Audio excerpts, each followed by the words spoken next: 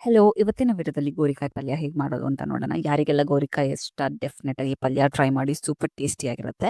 First ಗೋರಿಕಾಯಿನೆಲ್ಲ ತೊಳೆದಿಟ್ಕೊಂಡು ಸಣ್ಣ ಸಣ್ಣದಾಗಿ cut ಮಾಡಿ ಕುಕ್ಕರಿಗೆ ಹಾಕ್ಕೊಂಡಿದ್ದೀನಿ. ಅದು ಮುಳುಗೋಷ್ಟು ನೀರು ಹಾಕ್ಕೊಂಡ್ರೆ ಸಾಕು. ಒಂದು ವಿಷಲಷ್ಟು ಕೂಗಿಸ್ಕೊಬೇಕು. ಸೊ ಕೂಗಾದ್ಮೇಲೆ ಅದನ್ನು ಸಪ್ರೇಟಾಗಿ ಒಂದು ಬೌಲಿಗೆ ಟ್ರಾನ್ಸ್ಫರ್ ಮಾಡಿ ಇಟ್ಕೊಂಡಿದ್ದೀನಿ. ಅದಾದಮೇಲೆ ತೆಂಗಿನಕಾಯಿ, ಹಸಿಮೆಣಸಿನ್ಕಾಯಿ, ಕೊತ್ತಂಬರಿ ಸೊಪ್ಪನ್ನ ನೀರಿಲ್ದಿರಂಗೆ ತರಿಯಾಗಿ ರುಬ್ಕೊಬೇಕು.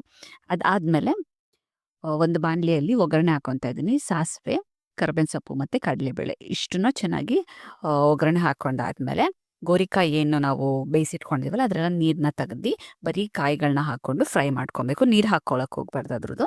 ಸೊ ಚೆನ್ನಾಗಿ ಫ್ರೈ ಆದಮೇಲೆ ನಮಗೆ ಬೇಕಾಗಿರೋಷ್ಟು ಸಾಲ್ಟ್ನ ನಾವು ಇಲ್ಲಿ ಹಾಕ್ಕೊಬೇಕು. ಸೊ ಅಂದಾಜು ನಿಮ್ಗೆ ಎಷ್ಟು ಬೇಕಾಗುತ್ತೋ ಅಷ್ಟು ಸಾಲ್ಟ್ನ ಹಾಕಿ ಒಂದು 2-3 ನಿಮಿಷ ಫ್ರೈ ಮಾಡ್ಕೊಬೇಕು. ಅದಾದಮೇಲೆ ನಾವು ಏನು ರುಬ್ಬಿಟ್ಕೊಂಡಿದ್ದೀವಲ್ಲ ಮಸಾಲೆ ತರಿಯಾಗಿ ಅದನ್ನು ಹಾಕಬೇಕು. ಸೊ ಅದು ಹಾಕಿದ್ಮೇಲೆ ಒಂದು 3-4 ನಿಮಿಷ ಈ ಹಸಿದ ವಾಸನೆ ಹೋಗೋ ಥರ ಫ್ರೈ ಮಾಡಿಟ್ಕೊಂಡ್ರೆ ಸೊ ಗೋರಿಕಾಯಿ ಪಲ್ಯ ಸೂಪರ್ ಟೇಸ್ಟಿಯಾಗಿ ರೆಡಿಯಾಗಿರುತ್ತೆ. ಇದೇ ಥರ ನೀವು ಬೇರೆ ತರಕಾರಿಗಳನ್ನ ಹಾಕ್ಕೊಂಡು ಬೀನ್ಸ್ ಹಾಕೊಬೋದು, ಮತ್ತು ಬೇರೆ ತರಕಾರಿಗಳನ್ನ ಟ್ರೈ ಮಾಡೋದು ಸೂಪರ್ ಟೇಸ್ಟಿಯಾಗಿರುತ್ತೆ. ನೀವು ಟ್ರೈ ಮಾಡಿ ಹೇಗಿದೆ ಅಂತ ಹೇಳಿ. ನನಗೆ ಮತ್ತೆ ತುಂಬ ಇಷ್ಟ ಆಯಿತು.